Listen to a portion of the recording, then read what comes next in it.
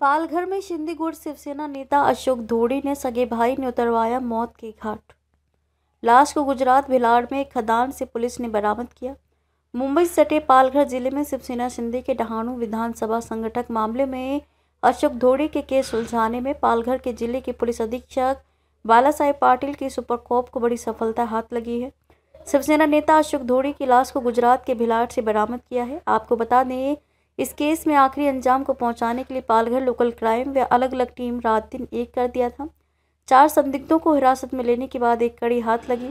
बाकी फरार 5 आरोपी को पकड़ने के लिए जांच की सुई आगे बढ़ी। आखिर घटना 12वें दिन पुलिस अपने अंजाम तक पहुंचकर गुजरात के भिलाड़ में पहुंचकर बंद पड़े 50 फीट के खदान क्रेन के जरिए मृतक अशोक धोड़ी की कार से उनकी लाश बरामद कर बड़ी सफलता हासिल की। वहीं केस में पुलिस की चंगुल से फरार हुआ अविनाश धोड़ी अपने सगे भाई की हत्या करने की सारी कहानी लिखी थी, जिससे लोगों के पैर के नीचे से जमीन खिसक गई। वहीं भिलाड़ में खुद पालघर के पुलिस अधीक्षक बालासाहेब पाटिल को मिलते क्राइम ब्रांच के पुलिस निरीक्षक प्रदीप पाटिल घोलवर्ड, पुलिस स्टेशन के पुलिस निरीक्षक गजानन पडलकर दलबल के साथ मौके पर पहुंचकर गांव के लोगों व क्रेन की मदद से गहरे 50 खदान से ब्रीजा कार में पड़ी अशोक धोड़ी की लाश बाहर निकाली। इस केस में मृतक अशोक धोड़ी की लाश को खोजने में क्राइम ब्रांच के पुलिस निरीक्षक प्रदीप पाटिल, सहायक पुलिस निरीक्षक अनिल वटकर व घोलवट के सहायक पुलिस निरीक्षक गजानन पडलकर, उप निरीक्षक सुनील नलवड़े, उप निरीक्षक भरत पाटिल, पुलिस हवलदार संदीप सूर्यवंशी सहित अन्य लोगों ने अहम भूमिका निभाई। उप संपादक उमाकांत भारती, तलासरी। 20 तारखेपासून बेपत्ता असणारे अशोक धोडी यांच्या बाबतीतला तपास हा चालू होता। आमचे साधारणतः 8 पथकं स्थानिक गुन्हे शाखा आणि स्थानिक पोलीस यांच्या माध्यमातून वेगवेगळ्या राज्यांमध्ये तपास करत होते। तांत्रिक तपासाच्या आधारावर आणि जे 4 आरोपी आम्ही अटक केलेले आहेत ते प्रत्यक्षदर्शी त्या ठिकाणी होते, त्या गुन्ह्यामध्ये सहभागी होते आणि या गुन्ह्यामध्ये सहभागी असल्यामुळे त्यांनी जी माहिती दिली त्याच्या आधारावर भिलाडमध्ये एका स्टोन क्वॅरीमधून 40-45 फूट पाण्यामधून हे वाहन काढलेलं आहे। त्या वाहनामध्येच डिकीमध्ये ती डेड बॉडी होती। ती आता त्या संदर्भात पुढील तपास सुरू आहे आणि यामध्ये 4 आरोपी अटक आहेत। बाकीचे 3 आरोपी जे निष्पन्न झालेले आहेत ते अद्याप फरार आहेत।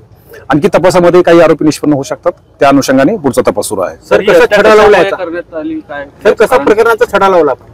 याच्यामध्ये जे अटक आरोपी आहेत त्यांच्याकडून या बाबतीतली काही माहिती मिळाली, काही तांत्रिक पुराव्याच्या आधारावर काही माहिती मिळाली। या दोन्हीच्या कॉम्बिनेशन मध्ये स्पॉट फिक्स करणं अत्यंत आवश्यक होतं, कारण व्हेइकल हे तिथून गायब होतं। खूप तुम्ही पालघर SP बाळासाहेब पाटील तुम्ही आम्हाला खूप सहकार्य केलेले आहे। LCB क्राइम ब्रांच टीम यांनी पण खूप आम्हाला सपोर्ट केलेला आहे आणि जे आरोपी भेटलेले आहे आणि जी मीडिया आहे ती पण तुमच्यामुळे आज आम्ही इथपर्यंत पोहोचलेला आहे। मीडिया तुमच्यामुळे आम्हाला खूप सहकार्य झालेलं आहे। आज तुम्ही नसल्यास ते आम्हाला न्याय भेटला नसता असं आम्हाला वाटते।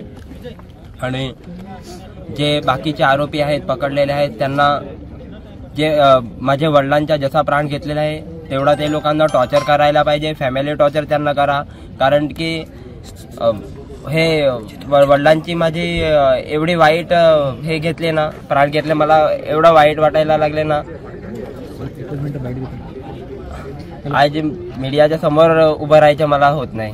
अविनाश धोडी हा फरार आहे आणि त्याच्या बाबतीत काय म्हणायचं? अविनाश धोडी फरार आहे, त्याला त्याच्या बायकोला अटक करावी ही माझी मांग आहे। आणि दुसरी मांग म्हणजे कसं, बाकीचे जे आरोपी आहेत ते लोकांना चालता येत नाही एवढं टॉर्चर करा आणि एवढे मारा। क्राइम ब्रांच LCB तुम्हाला सांगतोय, प्लीज आम्हाला न्याय पुढे पण द्या। आरोपींना कशाची शिक्षा मिळावी तुम्ही मागणी करता? फाशीची सजा मिळावी, नाहीतर काय पुढे जाऊन सर्व गावाला धोका आहे, पालघर जिल्ह्याला पण धोका आहे।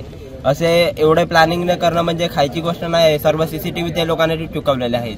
ही तर आपली LCB टीम चांगली होती म्हणून हे लोकांनी शोध लावला, नाहीतर शोध एक साधारण माणूस म्हणजे शोध लावून शकला नसता। त्याच्या फॅमिलीचा कोणी मेंबर असला ना, कोणी पण साधारण माणूस असेल, हे तर काय आमचे वडील शिंदे गटाचे संघटक होते म्हणून त्यांचा शोध लागला, नाहीतर त्यांचा शोध लागू शकला नसता। कारण की एक साधारण माणसाचा शोध लागणे म्हणजे खायची गोष्ट नाही आहे। कारण की आम्ही FIR टाकायला गेलेले संशयिक लोकांचे, तेव्हा पण FIR ते संशयिक लोकांची नावे सुद्धा नाही घेतलेली। आणि दुसरी गोष्ट म्हणजे हे सर्व मिळून आलं असतं अगोदर, पण NCR घेतली, नंतर FIR दाखल घेतलेली नव्हती। आणि दुसरी गोष्ट म्हणजे अविनाश धोडी याला लवकरात लवकर अटक करा, नाहीतर मग तो हा हजर नाही होईल. त्याच्या बायकोला अटक करा, नाहीतर तो हजर नाही होईल.